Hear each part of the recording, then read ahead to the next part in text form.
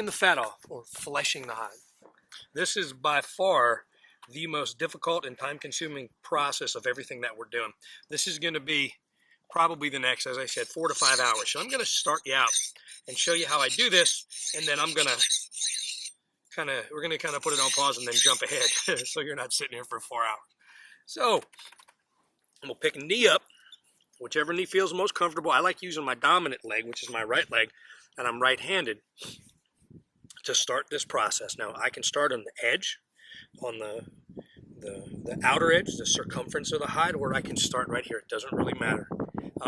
See how I've got a little dome right here, a little kind of bubble right here? Cut down into it and see where the blue of the hide is. That's my hide. That's what I'm looking for ultimately.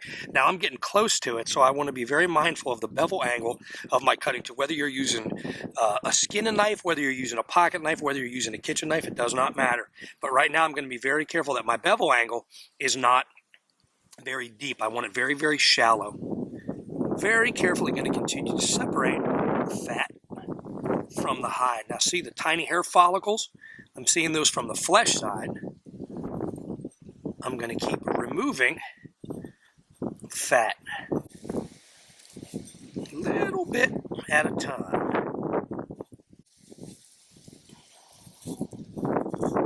Now what I like to do, once I'm about here, walk this off the edge of the hide. And I'm going to collect all this fat so we can render it to make soap and do food stuff with it. I've got some bows. Some hickory bows and some Osage bows. I'm going to finish off with the fat as well. Now what we're going to do when I'm all done with this, just to ensure that this happens, is we're going to give it a Dawn bath. We're going to give it a degreaser bath. Very, very, very user-friendly detergent. I don't want something that's going to damage the hide, but I do want to get as much of the grease off as possible. So we're going to give it a Dawn dish detergent bath. I keep rotating this around so it's always on the rounded portion of my knee.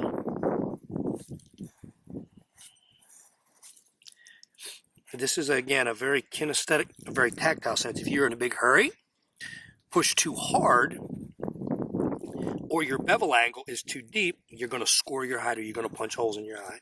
There are a couple holes in this hide before I got him. The individual gentleman that cleaned him did a good job on it, but there are a couple holes in him.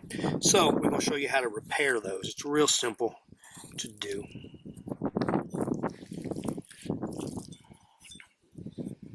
Some parts of the bear have a lot more fat. Some parts are real thin. Usually, the back down to the limbs is where the fat is the thickest. Depends on the time of the year too. Winter, like early winter, you're gonna have a lot more fat than in the spring when the bear's burned up all the fat from the winter. So right now is actually a really good time to get a bear if you're looking to harvest the fat from it.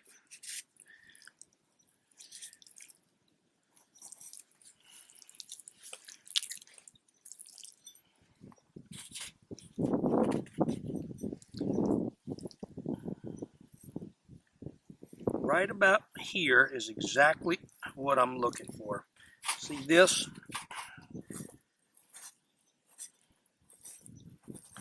Right, a bunch of hole in it. Right there, that's exactly what I'm looking for. You can barely see the hair follicles, and it's got kind of a blue, grayish, blackish color to it. A little bit more fat there, a little bit there.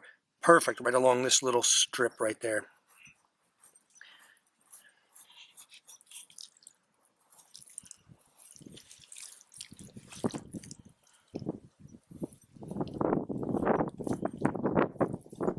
Just keep what I call yanking your cutting tool off the side. I constantly want this to be taut, to be tense, so it doesn't bunch up.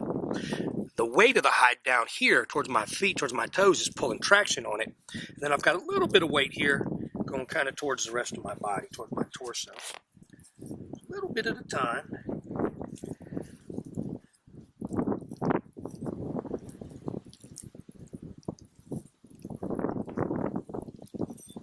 Take a piece off and go ahead and throw it in stainless steel tray.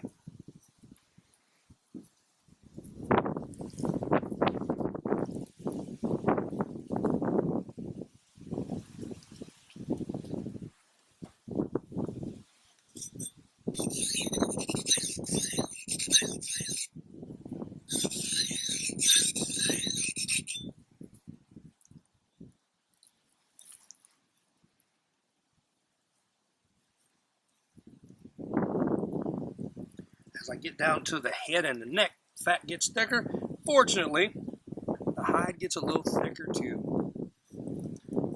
So if you're going to screw it up or get a little bit too deep on your bevel angle, this is the place to do it.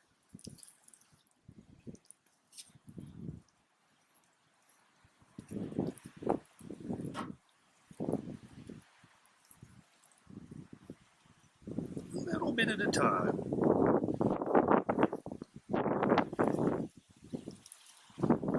There's the head. So I'm going to stop at the head for now and work on the main body. The heads, we do that one at a whole separate time, which is usually after I'm done because it requires a lot more tools. I try to get most of the fat in one push if I have the time and the patience to do it. All in one sitting, assuming that the sun doesn't go down.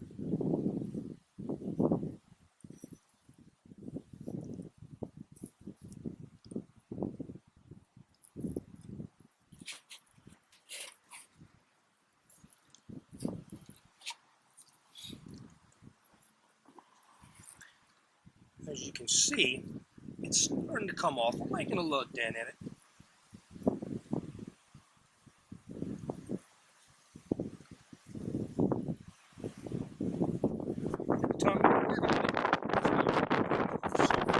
And we've got about, well, that much left to go. It's not about how fast you get it done. It's about how clean you get it done. If you want a beautiful hide, a beautiful end result, and then again, to honor this animal, take your time.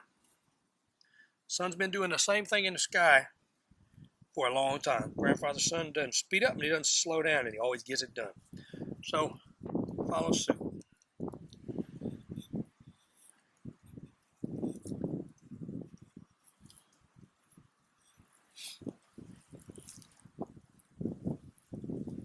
I'm going to go ahead and cut this corner off and work with one sheet. You want to talk about the ulu a little bit? What do you mean? I mean, where it comes from and what it was used for. Yeah. Okay, while I'm doing this, you'll see that I'm working with an ulu, a U-L-U. It's translated from Inuit, I understand, as a woman's knife. And Sarah and I got to visit Alaska a couple years ago and got to see what some of the native women use an ulu for. And I'm a knife guy. I've been a knife guy since I was a knife kid, since I was a knife toddler.